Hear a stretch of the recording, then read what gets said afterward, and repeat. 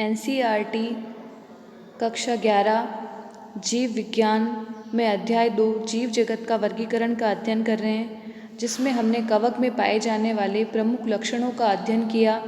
आज हम कवक का वर्गीकरण करेंगे और कवक में पाए जाने वाले विभिन्न वर्गों का अध्ययन करेंगे, जिसमें हमें फाइकोमाइसिटीज़, एस्कोमाइसिटीज़, बेसिडियोमाइसिटीज़ तथा ड्यूटेरोमाइसिटीज़ वर्गों का अध्ययन करना है।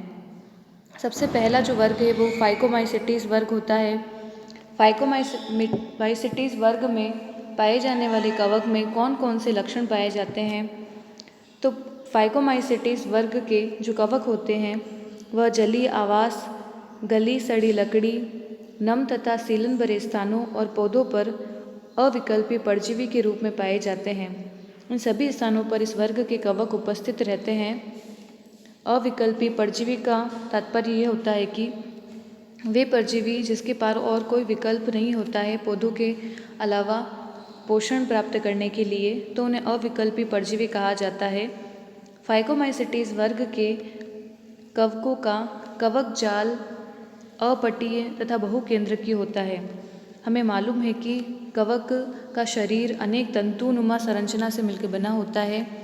ये तंतुनुमा संरचना जो होती है उसे हम कवक जाल तथा अंग्रेजी में माइसीलियम कहते हैं, जो व्यवस्थित होते हैं। तो फाइकोमाइसिटीज़ वर्ग का कवक जाल किस प्रकार का होता है? तो फाइकोमाइसिटीज़ वर्ग का जो कवक जाल होता है ये एक तंतु है, माइसीलियम जिसे कहा जाता है। ये अपटीय होता है। अपटीय से आशय यह है कि इस तंतु के बीच में इस तरह से पट उपस्थित नहीं होते हैं। तो यह संरचना कवक जाल की अपटीय होती है और यह संरचना बहुकेंद्रकीय होती है। बहुकेंद्रकीय से आशय यह है कि इसमें अनेक केंद्रक उपस्थित होते हैं, इसलिए इसके कवक जाल को बहुकेंद्रकीय कहा जाता है। फाइकोमाइसिटीज़ वर्ग के कवकों में अलैंगिक जनन चल बीजाणु अथवा अचल बीजाणु के द्वारा होता है। चल बीजाणु और अचल बीजाणु से क्या आशय है? चल बीजाणु इस तरह के बीजाणु होते हैं जिसके अंदर कशाभिका उपस्थित होती है और ये बीजाणु गति कर सकते हैं, इसीलिए इन्हें चल बीजाणु कहा जाता है। दूसरे बीजाणु जिन पर कशाभिका उपस्थित नहीं होती है और ये एक स्थान से दूसरे स्थान पर गति नहीं कर सकते हैं, तो इस प्रकार के बीजाणु को अचल बीजाणु कहा जाता है। तो फाइकोमाइसिटीज़ वर्ग के जो कवक होते हैं उनमें अलैंगिक जनन इन चल बीजाणुओं के द्वारा और अचल बीजाणुओं के द्वारा संपन्न होता है। ये बीजाणु धानी में अंतर्जातीय रूप से उत्पन्न होते हैं।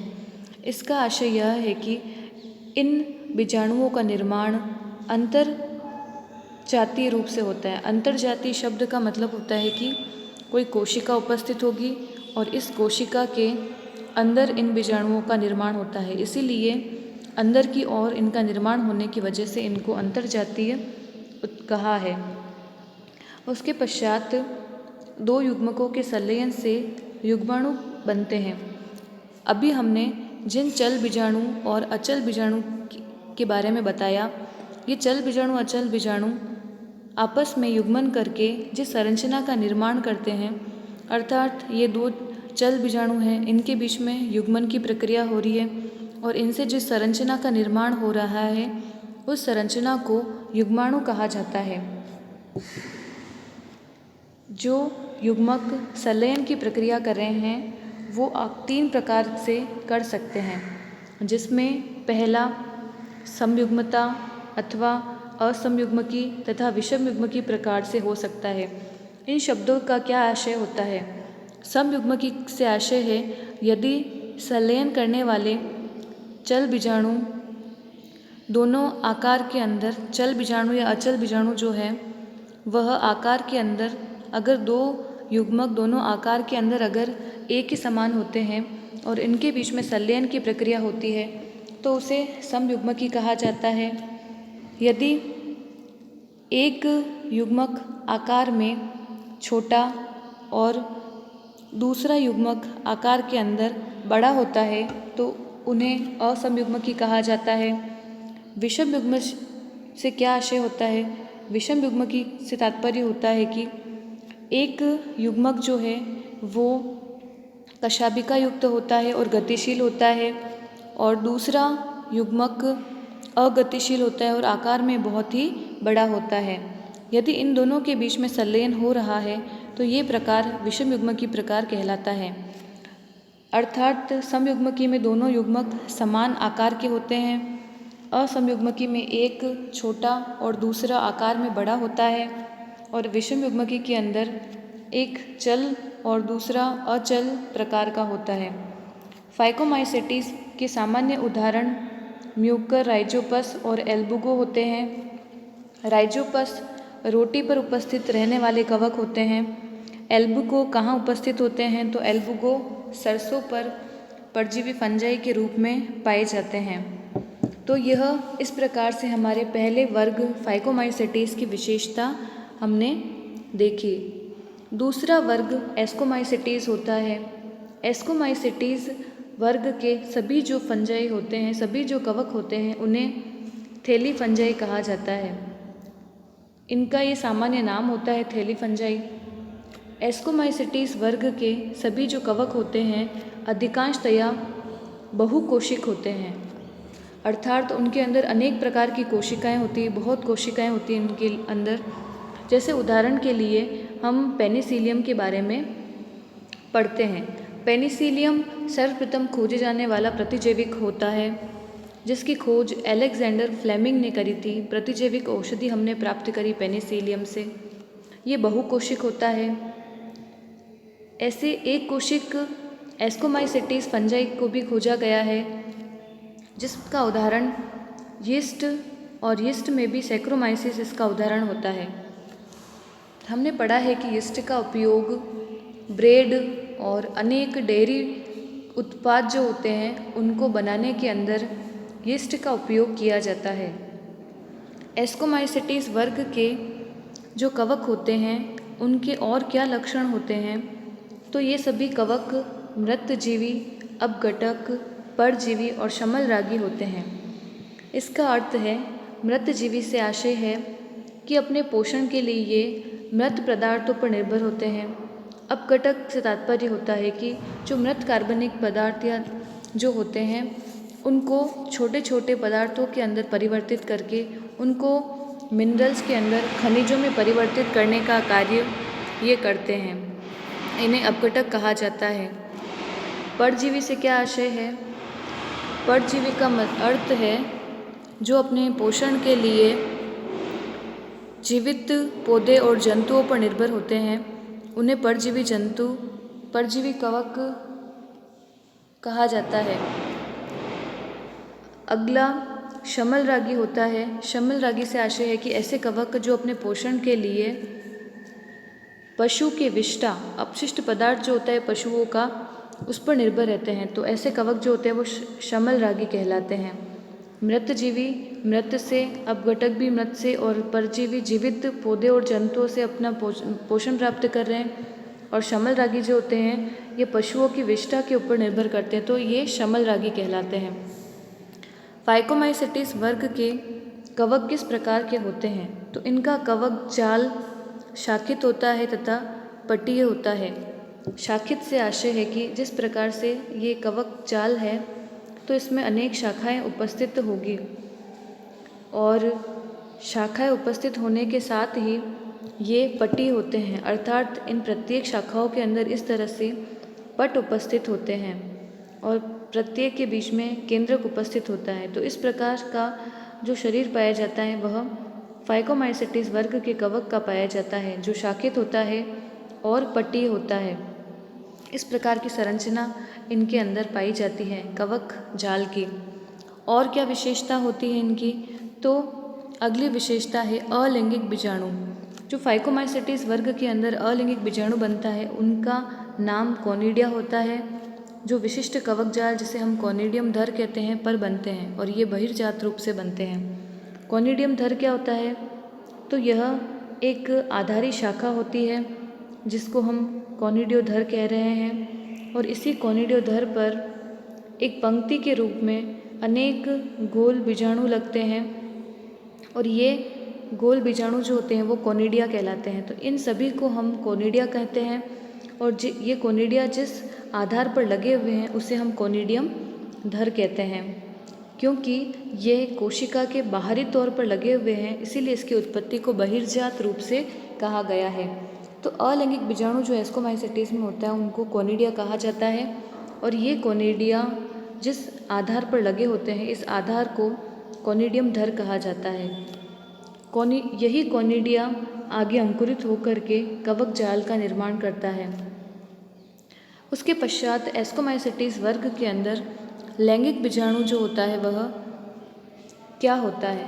लैंगिक बीजाणु जो एस्कोमाइसिटीज में होता है उसको एस्कस बीजाणु कहा जाता है।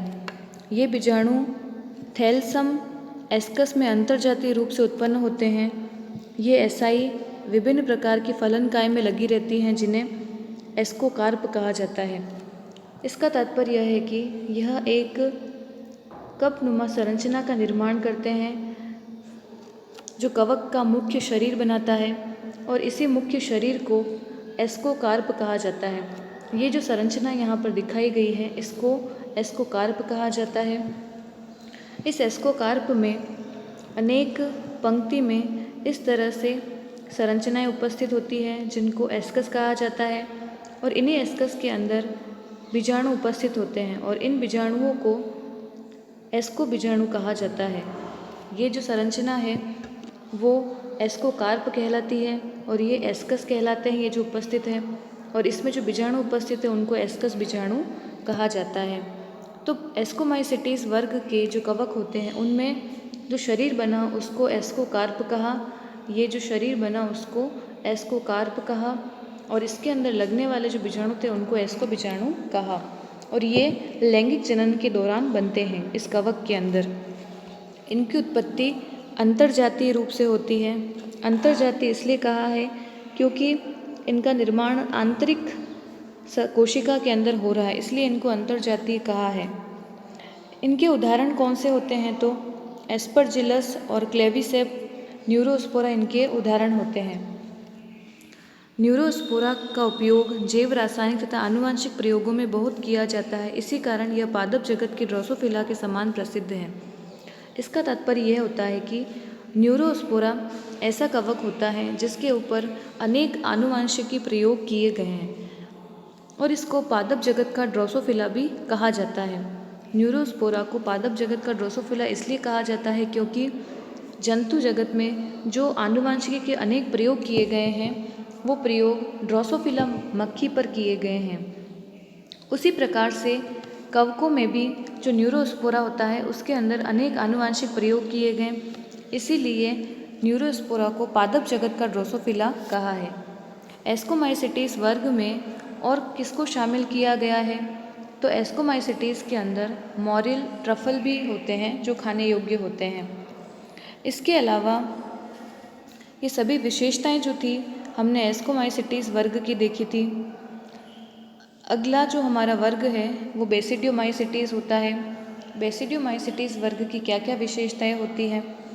बेसिडियोमाइसिटीज वर्ग के जो कवक होते हैं उनका सामान्य प्रकार मशरूम, ब्रैकेट फंजाई अथवा पफ बोल होता है। जो बेसिडियोमाइसिटीज के कवक होते हैं उनको ब्रैकेट फंजाई भी कहा जाता है। बेसिडियोमाइसिटीज वर्ग के जो कवक होते हैं वो कहाँ उपस्थित होते हैं तो ये कवक मिट्टी में, लट्ठे, वृक्ष के ठूंठों पर तथा सजीव पादपों के अंदर परजीवी के रूप में उगते हैं, जैसे किट तथा कंड रोग, स्मट रोग जिसे कहा जाता है। ये किट और स्मट रोग जो होता है वह गेहूं के अंदर देखा गया है, जिसके अंदर इन रोगों की वजह से गेहूं के जो पादप होते हैं उनके सभी बीज काले पाउडर नुमा संरचना में बदल जाते हैं और गेहूं की पत्तियों पर सफ़ेद पाउडर नुमा संरचना जम जाती है। ये रोग जो होते हैं वो कवक की वजह से ही होते हैं। बेसिडियोमाइसिटीज वर्ग के कवक जाल किस प्रकार का होता है। जो माइसीलियम होता है वह शाखित होता है और पट्टी होता है। जैसे हमने एस्कोमाइसिटीज में देखा था कि ये शाखाएं बनी होती हैं और इसके अंदर पट उपस्थित होते हैं, तो इसी प्रकार की संरचना भी बेसिडियोमाइसिटीज के अंदर उपस्थित होती है। और क्या विशेषता होती है तो अलैंगिक बीजाणु प्रायः नहीं होते हैं इनमें, लेकिन कायिक जनन खंडन विधि द्वारा होता है। खंडन विधि से तात्पर्य होता है कि ये एक कवक तंतु उपस्थित होता है और इसके खंडन होने से प्रत्येक खंड के द्वारा नया माइसीलियम बन जाता है। तो ये जो विधि होती है उसको खंडन विधि कहा जाता है। इसमें लैंगिक अंग नहीं होते हैं, लेकिन इनमें प्लाज्मोगेमी विभिन्न स्ट्रेनों वाली दो कायिक कोशिकाओं अथवा जीन प्ररूप के संलयन से होती है। इसमें बनने वाली संरचना द्विकेंद्र की होती है, जिससे अंततः बेसिडियम बनते हैं। इसका अर्थ है कि इनमें लैंगिक जनन जो होता है उसमें दो कवक तंतु इस तरह से आपस में संपर्क बनाते हैं। ये दोनों कवक तंतु होते हैं, ये दोनों कवक तंतु ये आपस में संपर्क बनाएंगे और अपने आनुवंशिक पदार्थों का आदान प्रदान करते हैं। यहाँ पे इसका केंद्रक उपस्थित होगा और इनके बीच में आदान प्रदान होगा। तो इस प्रकार से इनके अंदर जनन जो है वो संपन्न होता है। जो संरचना इसमें बनती है उसको बेसिडियम कहा जाता है। बेसिडियम के केंद्रक संलयन तथा मियोसिस होता है, जिसके कारण 4 बेसिडियम बीजाणु बनते हैं। इन कवकों में जनन के पश्चात जो संरचना बनती है उस संरचना को बेसिडियम कहा जाता है और बेसिडियम में विभाजन होगा। ये इस तरह की गोलाकार संरचना बनती है बेसिडियम के अंदर। ये इसका केंद्रक होता है। इस केंद्रक में विभाजन होगा और विभाजन होने के बाद में 4 बेसिडियम बीजाणु बनते हैं। ये बीजाणु बहिर्जात रूप से उगते हैं। बहिर्जात रूप से किस प्रकार से? तो जैसे ये अगर बेसिडियम है तो इसकी संरचना के बाहर की ओर इस तरह से बीजाणु का निर्माण होता है। तो ये बीजाणु क्योंकि बाहरी तौर पर हो रहा है, ये यहाँ पर बाहरी तौर पर हो रहा है, इसीलिए इसको बहिर्जात उत्पत्ति कहा जाता है और इनको बेसिडियम बीजाणु कहा जाता है। ये सभी बेसिडियम बीजाणु इस तरह से बाहरी तौर पर लगे रहते हैं और ये जो पूरी संरचना होती है उसको हम बेसिडियोकार्प कहते हैं। ये जो फलन काय बनता है बेसिडियोमाइसिटीज वर्ग के कवकों का जो मुख्य शरीर बनता है उसको बेसिडियोकार्प कहा जाता है। इसी बेसिडियोकार्प पर बेसिडियम बीजाणु लगे रहते हैं। बेसिडियोमाइसिटीज वर्ग के और क्या उदाहरण होते हैं? तो एगेरिकस, मशरूम, अस्टिलेगो कंड और पक्सिनिया किट फंगस होता है। ये अस्टिलेगो और पक्सिनिया जो है वह गेहूं के अंदर स्मट और कंड रोग को उत्पन्न करते हैं और इन रोगों के द्वारा जो गेहूं के दाने होते हैं वो सभी काले पाउडर के समान संरचना बदल जाते हैं और सभी गेहूं खराब करते हैं। और किट रोग के अंदर गेहूं की जो पत्तियां होती हैं उन पत्तियों पर वाइट पाउडर जमा हो जाता है। तो इस प्रकार से सभी फसलों को नुकसान पहुंचाते हैं ये कवक। हमारा चौथा जो अंतिम वर्ग है कवकों में उसे हम ड्यूटेरोमाइसिटीज वर्ग कहते हैं। ड्यूटेरोमाइसिटीज वर्ग के कवक जो होते हैं उन्हें अपूर्ण कवक कहा जाता है। अपूर्ण कवक इसलिए कहा गया है क्योंकि केवल अलैंगिक अथवा कायिक प्रावस्था ही इनमें ज्ञात हो पाई है। इस फंजाई में लैंगिक प्रावस्था की खोज नहीं की गई है, इसलिए इनको ड्यूटेरोमाइसिटीज कहा जाता है। इनको अपूर्ण कवक भी कहा जाता है। अगर पूछा जाए प्रश्न कि ऐसा कौन सा वर्ग है कवक का जिसे अपूर्ण कवक कहा जाता है, तो वो हमारा ड्यूटेरोमाइसिटीज वर्ग होगा। और क्यों कहा जाता है? क्योंकि इसके अंदर कोई भी लैंगिक प्रावस्था नहीं खोजी गई है। इन कवकों के अंदर केवल अलैंगिक और कायिक अवस्था को ही खोजा गया है।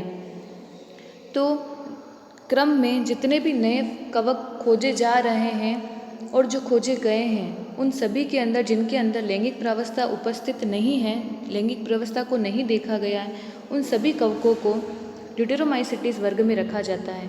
अगर कोई नए कवक भी खोजे गए हैं और उनके अंदर अगर लैंगिक प्रावस्था उपस्थित नहीं है तो उनको भी ड्यूटेरोमाइसिटीज वर्ग में रखा गया है। अगर भविष्य में उन कवकों के अंदर कोई भी लैंगिक प्रावस्था अगर प्राप्त हो जाती है तो उनको ड्यूटेरोमाइसिटीज वर्ग से हटाकर उनको उनके प्रमुख वर्ग के साथ में रख दिया जाएगा। ड्यूटेरोमाइसिटीज में जनन का प्रकार ज्ञात होने के बाद में उनको एस्कोमाइसिटीज, बेसिडियोमाइसिटीज या जो भी वर्ग उनसे संबंधित होगा उसके अंदर उनको रख दिया जाएगा। जब तक लैंगिक जनन की प्रावस्था नहीं खोजी गई है तब तक उनको ड्यूटेरोमाइसिटीज़ वर्ग में ही रहना होगा। ड्यूटेरोमाइसिटीज़ केवल अलैंगिक बीजाणुओं का निर्माण करते हैं, जिन्हें हम कोनिडिया कहते हैं, और ये जनन करते हैं। ड्यूटेरोमाइसिटीज़ का कवक जाल पट्टी और शाखित होता है। इनके कुछ सदस्य मृतजीवी अथवा परजीवी होते हैं। अधिकांश सदस्य अपशिष्ट के अपघटक होते हैं और खनिज के चक्रण में सहायता करते हैं।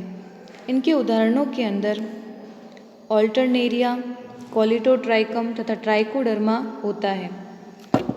ऑल्टरनेरिया, कॉलिटोट्राइकम, ट्राइकोडर्मा ये ड्यूटेरोमाइसिटीज़ वर्ग में रखे गए हैं और भविष्य में अगर इनके अंदर कभी लैंगिक प्रावस्था की खोज कर दी गई तो इनको ड्यूटेरोमाइसिटीज़ वर्ग से हटा करके इनका जो भी वर्ग होगा उसके अंदर रख दिया जाएगा। तो इस प्रकार से हमने कवक में पाए जाने वाले विभिन्न जो प्रमुख वर्ग होते हैं उन 4 वर्गों के बारे में अध्ययन किया आज।